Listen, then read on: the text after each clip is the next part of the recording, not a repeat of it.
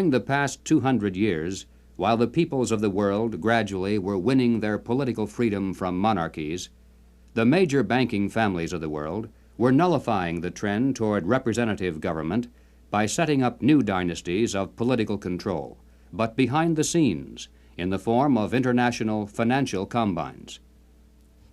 These banking dynasties had learned that all governments, whether they be monarchies or democracies, must borrow money in times of emergency, and that by providing such funds from their own private resources, with strings attached, of course, gradually they could bring both kings and democratic leaders under their control.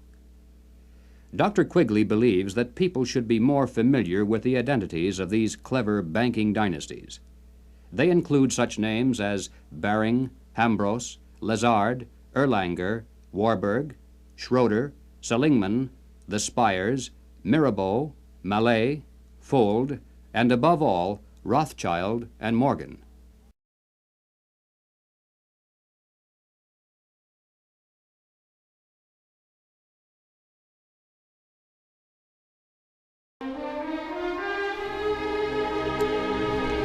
The most shocking thing about the assassination is not the brutality of it. It was brutal, certainly.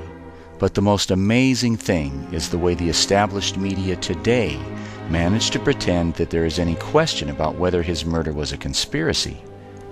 We need to understand the images we've been looking at. This is Dealey Plaza, the scene of the crime. This is the school book depository building and the 6th floor window from which Oswald supposedly did his shooting.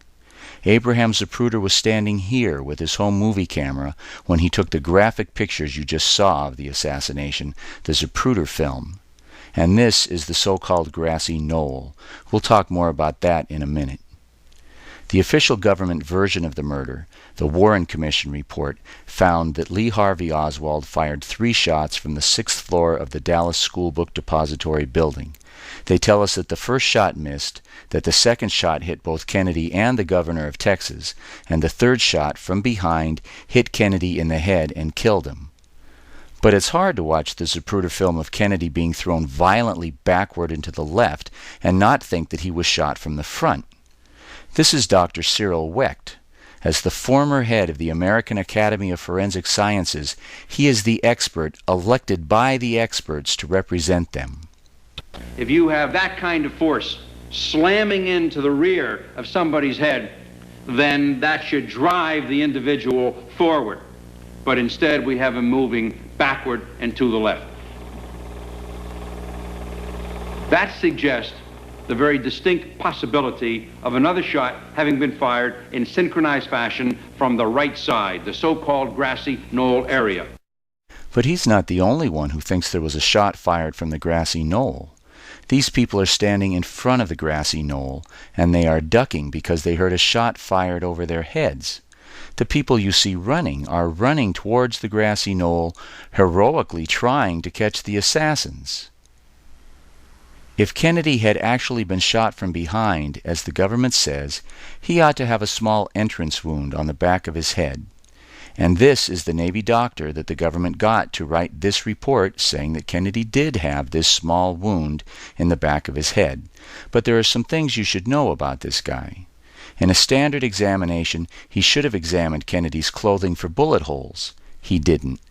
In a standard autopsy, he should have dissected all of Kennedy's wounds to trace the bullet's path. He didn't dissect any of Kennedy's wounds. He didn't even realize Kennedy had a throat wound. He later claimed that these drawings of his were wrong, and that the wounds were actually much higher. He lost Kennedy's brain, which is still missing, and then he burned his notes. He burned his notes. But perhaps we shouldn't be too hard on him, because this guy, Dr. James Humes, had never done an autopsy involving gunshot wounds before in his life. So naturally, he was the government's first choice to do the most important autopsy in American history. Dr. Hume's story about a small exit wound in the back of Kennedy's head is today the official government version. But this is not the story the New York Times told on the day Kennedy died.